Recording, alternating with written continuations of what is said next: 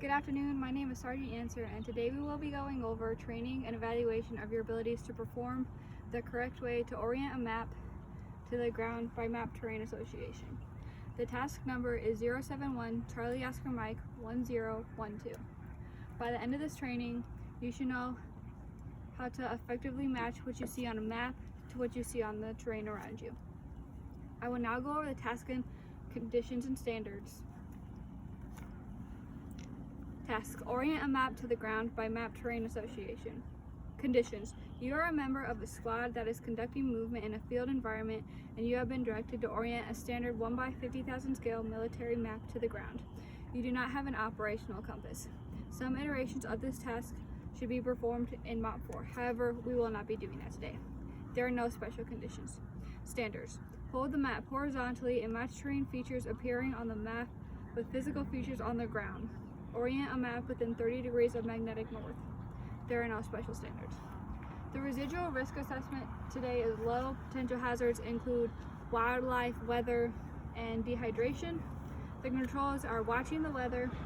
For this training, we are near buildings, so we will go inside if we need to. Be aware of your surroundings. Don't step in any anthills, and watch out for plants and animals that can cause a hazard. Also, stay hydrated. It is very hot out today. You should have your camelbacks with you, and they should be filled up, so that should not be an issue. It is duty for all soldiers and DA civilians to protect and preserve the environment, so please keep the area clean. Foreign disclosure. This training product has been reviewed by the training developers in coordination with G2 Fort Benning, Georgia 31905 Foreign Disclosure Officer. This training product can be used to instruct international military students from all approved countries without restriction. The proper uniform today is full OCP uniform with authorized boots, ACH, flick, or IOTV if you do not have a flick like me. IFAC 6 magazine pouches, which do not fit on my IOTV. Your camelback, gloves, but it's too hot right now to wear that, and your iPro. Also, a compass. Now we will begin training. I have given you a map to each of you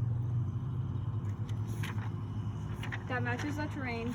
I also have handouts to show examples of different terrain features and how to spot them on the map. Now we will begin training. First, I will give you a demonstration of what is expected. Then, we will go over step by step what you will be doing. After that, you will be given time to practice at the end. You will be evaluated on your ability to complete the task. You will continue to reassess until you meet the standards outlined in the SCP manual. Please watch and listen carefully to this demonstration.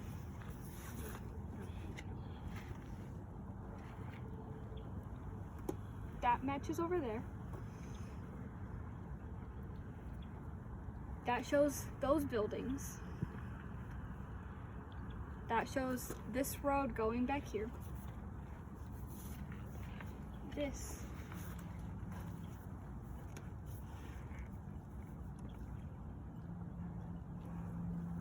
Make sure it's lined up and get to your best to get at least 30 degrees of magnetic north. This is how you will match it perfectly to the ground terrain.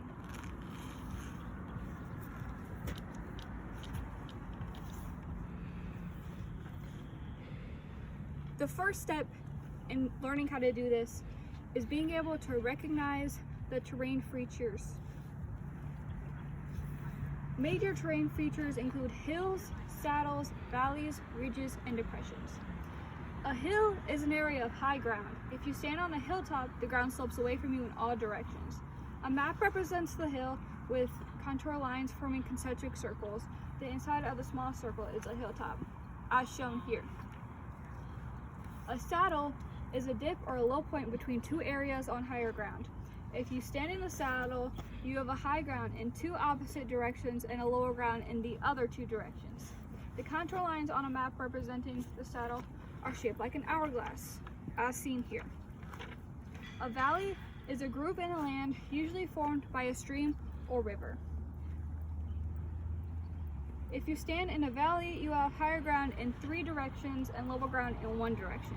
Depending on the size of the valley and where you are standing, you may not see the higher ground in the 3rd direction, but the stream or river will flow from high ground to low ground, as seen here. A ridge is a sloping line of high ground. Think of a ridge as a high ground that runs along a hill. A series of hills connected forms a ridge line. A map represents the ridge by using U-shaped or V-shaped contour lines, but unlike a valley, the closed end of the contour lines point to the lower ground, as seen here. A depression is a sinkhole, a pit, or a low point in the ground. Think of a depression as an upside down hill. If you stand in the center of a depression, you will have higher ground on all sides of you. A map represents a depression contour lines forming concentric circles and tick marks to point to the lower ground, as seen here. Minor terrain features include draws, spurs, and cliffs. A draw is a small valley. A draw essentially has no level ground and little or no maneuver room. If you are standing in a draw, the ground slopes upward in 3 directions and downward in the other. On a map, the contour lines depict a draw are sharply V-shaped, pointing to higher ground. In most cases, a draw will be situated to the left or the right of a spur or lying between 2 spurs, as seen there. A spur is a short ridge. The ground will slope downward in 3 directions and upward in 1 direction. On a map, the contour line depicting a spur will have U-shaped, pointing away from higher ground. In most cases, the spur will have draws on the left or the right, or a spur is situated in between 2 draws, as seen here. A cliff is a vertical or near vertical feature on a map. The contour lines for cliffs are nearly touching, or the contour line come together to form new contour lines depicting the edge of the cliff. As you can see here, some of the newer maps indicate tick marks to show the downward section.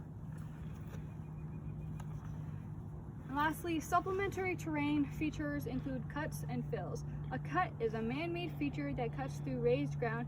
You may see a cut on a map forming a level bed for a road or railroad track,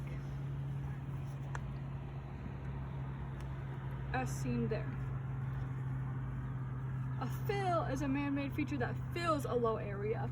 Again, you may see a fill on a map forming a level bed for a road or railroad track, as seen here. Next, you need to understand the colors on a map.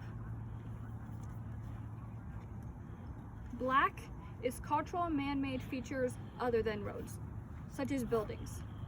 Blue is water, such as rivers or streams. Brown is all relief features, contour lines on old maps, whereas you can see the hills and the spurs and everything. Green is vegetation. Red is major roads, built-up areas, and features on old maps. And red-brown is all relief features and main roads on red light readable maps. To find 30 degrees north, you need to match up your compass to the side of your map and move your map to match the compass within 30 degrees of magnetic north.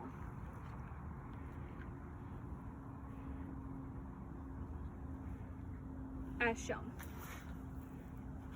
If you have any questions, please let me know. If not, you will now be given 10 minutes to practice. Okay, the 10 minutes have passed. We will now begin your evaluation. You will need to get a go on all events, or we will retrain and reevaluate you on a later date. I will now reiterate the task, conditions, and standards. The task is orient a map to the ground by using map terrain association. Conditions: you are a member of a squad or team that is conducting movement in a field environment, and you have been directed to orient a standard 1/50,000 scale military map to the ground. You do not have an operational compass. Some iterations of this task should be performed in Map 4, but we will not be doing that today. There are no special conditions. Your standards or hold them up horizontally and match terrain features appearing on the map with physical features on the ground. Orient a map to within 30 degrees of magnetic north. There are no special stickers. The performance measures are holding a map at a horizontal position, maintain terrain features appearing on a map with physical features on the ground, and align the map with the terrain features on the ground to within 30 degrees of magnetic north. This assessment will go on by me watching you one at a time conduct each thing I say. You must match at least 3 features on the map to features on the terrain around you and correctly align your map within 30 degrees of magnetic north. The evaluation is finished. I will be telling you whether you got a go or no go. Specialist Smith, you are a no-go. You are holding the map at a vertical angle to match to the ground terrain, and that is exactly the opposite of what I told you to do. Private Jones, you're matching wrong features. You got the hills wrong, and you didn't match the roads correctly. Retraining will happen Friday at 13:30, and reassessment will also be Friday, but at 1500. Now we will conduct an AAR for this session. What was supposed to happen? We were supposed to orient a map to the ground by map terrain association. What did happen? You went through training on how to orient a map to the ground by map terrain association, how to correctly orient a map to 30 degrees magnetic north, and you learned all the correct terrain features on a map. Sustainments.